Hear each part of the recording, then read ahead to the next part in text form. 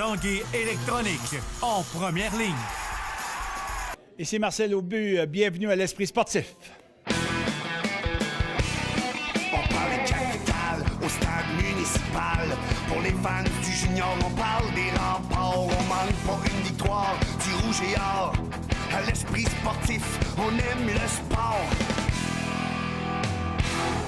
Bon mercredi, bienvenue à votre émission L'Esprit sportif. Un peu plus tard dans l'émission Dossier hockey mineur, on parlera de l'abandon des statistiques dans la Ligue QBC. Également, un autre portrait pour un nouveau joueur chez les Remparts, Nicolas Hébert. Mais d'abord, le président du Comité olympique canadien, Marcel Aubu, était de passage à Québec aujourd'hui pour recevoir le prix d'honneur 2014 de la SORIC, la Tribune internationale de Québec. Évidemment, on a parlé de plein de sujets touchant le sport et les Olympiques.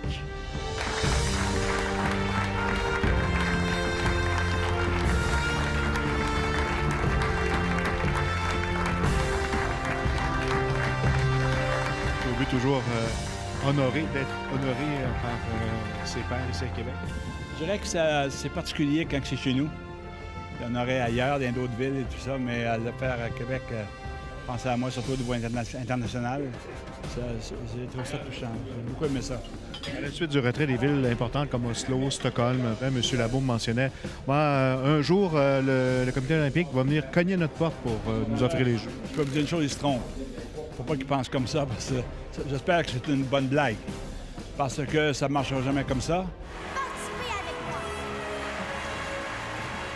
J'ai toujours pensé un peu comme l'ancien premier ministre Jean Charest, qu'il n'y a pas une plus belle place pour faire ça qu'ici. Et surtout avec le Massif, maintenant, avec le Mont-Saint-Anne et avec toutes les infrastructures, les deux amphithéâtres. Mon Dieu, qu'on est équipé. Alors, mais je suis totalement respectueux de la décision du maire de Québec qui ne veut pas non plus mettre 3-4 immenses projets d'avant puis se faire accrocher avec ça dans le contexte économique que l'on vit, de coupures et tout ça. Je comprends très bien ça et surtout que je pense qu'il est très habile d'attendre qu'est-ce que le nouveau leader du Comité olympique international, M. Bach, va vraiment décider de faire au niveau de l'accessibilité aux Jeux et au niveau des coûts, etc. Alors, il va y avoir de quoi définitivement là-dessus, mais on ne sait pas quoi. Et on verra en décembre, c'est tout près, hein, c'est dans 2 mois. Et après ça, on verra si on doit pousser plus fort un peu pour qu'il change d'idée, mais puis le Colisée va être bâti. Alors, donc, ça devrait aider au niveau de la pression financière pour considérer ça. Au international, on parle encore de Québec. On parle souvent de Québec. Oui, Québec, moi, j'entends ça régulièrement. Canada.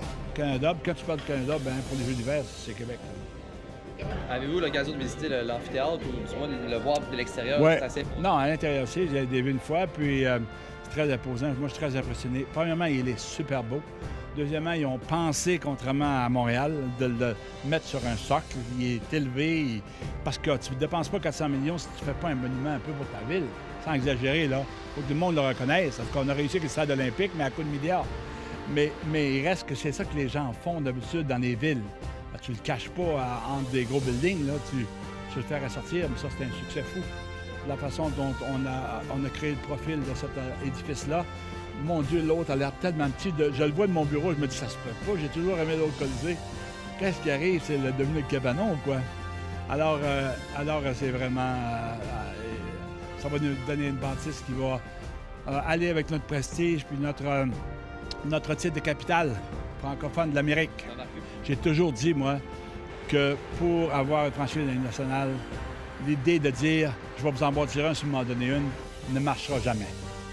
Donc, c'est quoi les alternatives? C'est de se préparer au cas où une opportunité se crée, puis d'être patient, puis d'attendre, puis surtout pas en parler.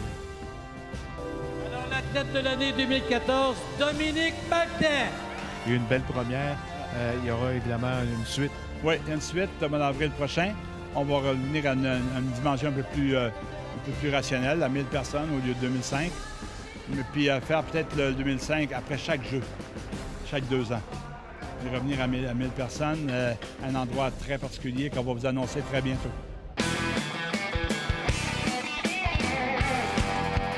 À l'aube de sa 30e campagne à la barre de l'équipe féminine de basketball du Rouge et Or, Linda Marquis tire sa révérence comme entraîneur-chef. Celle-ci ne quitte pas pour autant le PEPS, ayant accepté de relever de nouveaux défis au sein du service des activités sportives. Elle deviendra coordonnatrice aux opérations des activités d'excellence à compter du 3 novembre prochain. Elle-même une ancienne joueuse du Rouge et Or à la fin des années 70, Linda Marquis a mené sa formation au championnat canadien à 16 reprises. Marquis a été élue 2 fois l'entraîneur de l'année au Canada en 2001 et 2000, en plus de recevoir le même honneur à 7 reprises au Québec. Elle a maintenu au cours de sa carrière avec le Rouge et Or une impressionnante fiche de 520 victoires et 303 défaites, toutes compétitions confondues. C'est Sonia Ritchie, déjà l'adjointe de Marquis avec les Lavalloises, qui assurera le poste d'entraîneur-chef par intérim. Au baseball, c'est en pleine série mondiale que l'équipe de l'heure dans la Ligue américaine, les Royals de Kansas City, a fait une place au Vénézuélien de 24 ans, Balbino Fonmeyer, en achetant son contrat des Capitals de Québec. Fonmeyer, qui a fait écarquiller bien des yeux au cours de l'été 2014, a littéralement pris d'assaut le baseball indépendant, avec ses 131 coups sûrs et 99 points produits en 95 parties. Rappelons que celui qui a joint les Capitals en séries éliminatoires en 2013 a disputé 7 saisons dans le giron des Blue Jays de Toronto avant d'être libéré au début de l'été 2013. Fonmeyer s'ajoute à Carl Regnault et Danny Moskovitz qui ont également rejoint des organisations professionnelles. Après la pause, on parle rempart et hockey mineur. On revient dans 3 minutes 30.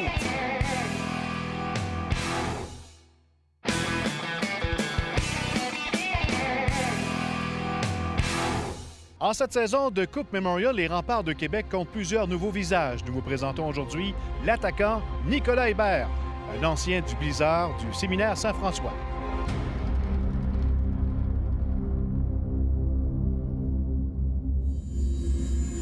Marc Gamelin, mais un peu d'espace. Surnom de Québec.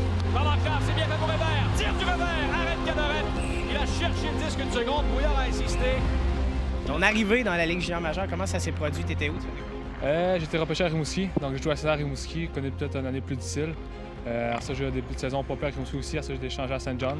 À Saint John, ça a bien été. Alors ça, j'ai été échangé ici au Fight pour Coupe Memorial Québec. Fait que, puis là, on est rendu là. Ton périple à Saint John, ça a été assez court, une demi-saison à peu près? Ouais, c'est une demi-saison. J'ai été échangé là-bas à Noël passé. Fait que j'ai connu une demi-saison là-bas que j'ai vraiment aimé, ça a bien été. Puis ça, j'ai été échangé à Québec ici, puis je serais content. Je suis chez nous, fait que la Coupe Memorial, je suis pas loin de nous. T'étais où? Tu faisais quoi lorsque le téléphone a sonné pour l'échange ici à Québec? Dans le fond, c'est passé. J'ai eu un appel le lundi soir pour de mon directeur général à Saint-Jean, mais je savais pas que c'était lui. Je pensais que c'était comme un numéro de publicité, fait que j'ai pas répondu.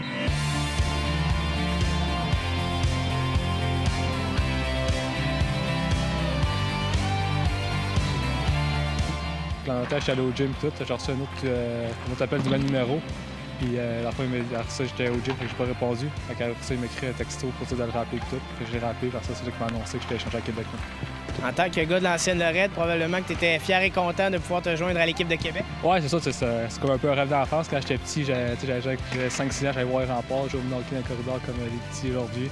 Je faisais une match team bit, fait que tu sais, c'est un peu un rêve. Nicolas va quand même bien, c'est sûr, c'est pas facile. Là, lui ici, le même rôle un petit peu là, sur la 4e ligne, tuer des punitions, tout ça, ça devient un petit peu. C'est peut-être pas le temps de glace qu'un joueur aimerait avoir, mais c'est le rôle qu'on a pour lui. C'est le rôle qu'il a vraiment accepté en début de saison, qu'il allait bien, puis on veut qu'il retourne à ça. Si tu avais à me donner ta force sur une glace? Je pense un peu mon jeu d'ensemble. Je peux amener un peu de tout, je crois. Je suis bon défensivement, bon sur mise en jeu. Ça a bien joué des avantages numériques. Parce que je pense que je peux apporter de l'offensive de temps en temps aussi. Est-ce qu'il y a un point sur lequel tu travailles particulièrement, une faiblesse? Peut-être me lancer aussi, ma vitesse d'exécution en attaque, puis surtout ça. Jusqu'à maintenant, satisfait de ta saison chez les Remparts? Correct, je pense que j'ai un bon début de saison, pas pire. Ça, j'ai un petit creux parce que ça a un peu moins de temps de glace, et que j'essaie de travailler fort pour en avoir plus. Je te remercie. Ça fait plaisir. Depuis plusieurs saisons, la Ligue de hockey mineur QBC cumulait les statistiques pour ses joueurs, pour ses équipes. C'est maintenant terminé depuis le début de la saison et ça a créé beaucoup de remous, comme nous le dit Stéphane Turcot. L'assist ici, comme le marqueur l'annonce ou la passe, n'apparaît plus dorénavant sur le site de Hockey QBC et de la Ligue de la Capitale. On peut présumer que c'est 1000 à 2000 courriels de plainte annuellement. Des centaines de courriels de parents qui réclament des buts, des passes ou des points à leurs enfants. Parce que des fois, c'est presque une mise en demeure. Parce que les gens nous disaient qu'on associait leur enfant avec une statistique qui était erronée. Donc, ça crée aussi des chicanes à l'interne de l'équipe. Moi, je trouve ça positif. Christian Laflamme, qui a joué 324 parties dans la Ligue nationale de hockey et qui entraîne ses garçons aujourd'hui, approuve le retrait des statistiques en ligne. Parce que des fois, les petits gars arrivaient déçus à la maison. J'ai pas eu mon but, j'ai pas eu ma passe sur le site. Le casteur, on regarde juste les victoires et les défaites. Que les petits gars jouent ensemble, qu'il n'y ait pas une compétition à se lancer. Moi, j'ai un point, toi, t'as pas de point, fais-moi une passe. Si les statistiques en ligne étaient devenues une distraction pour les équipes, c'était également devenu un casse-tête pour arbitre et marqueur. Les parents y arrivent et ils me disent ah, mais une passe à lui, mais un but à lui, c'est pas la bonne chose. Je pense que c'est une bonne chose. À date, depuis le début de la saison, on l'a remarqué, ça va très bien au niveau des situations où on se faisait demander des passes ou des points ou peu importe pour n'importe quel genre. Chez les parents, l'opinion est divisée. Personnellement, moi, je suis pour et contre en même temps. Bien, moi, je pense que c'est une bonne chose dans le sens que ça met moins de pression sur le jeune. Je trouve ça dommage parce que les jeunes aiment ça, suivre ça. C'est quelque chose qui les intéresse, comment ça va dans leur saison. J'ai jamais senti une problématique envers certains parents. Jean-François Grenier, un parent, a lancé ces derniers jours une page Facebook qui souhaite le retour des statistiques en ligne. Il comprend la situation des associations, mais n'adhère pas à la décision. J'espère qu'eux vont pouvoir communiquer avec nous pour qu'on puisse trouver des solutions, puis faire l'éducation de nos jeunes, puis l'éducation de certains parents. Il faut faire comprendre aux jeunes que c'est pas ça qui est défini comme joueur de hockey, sauf que ça fait partie de la vie. Et les parents jurent que les buts ne sont pas monnayés. Je donne combien par but? Pas une scène. Non, du tout. Des fois qu'on va payer des petites surprises, des sluts, mais pas plus que ça. Alors, beaucoup de slotch au menu de cette partie. Stéphane Turcot, TVA Sport, à Québec. Voilà, c'était l'Esprit sportif pour aujourd'hui. Je vous rappelle que vous pouvez toujours vous inscrire à notre concours. Vous courez la chance de nous accompagner à Boston afin d'assister à un match de la NFL entre les Patriots et les Dolphins les 13, 14 et 15 décembre prochains. Donc, pour vous inscrire, vous notez l'indice ici au bas de l'écran. Vous vous rendez sur le site Facebook de TVA Québec dans la section Concours. Une collaboration Rêve sportif, l'Esprit sportif et TVA. Bye-bye, à demain.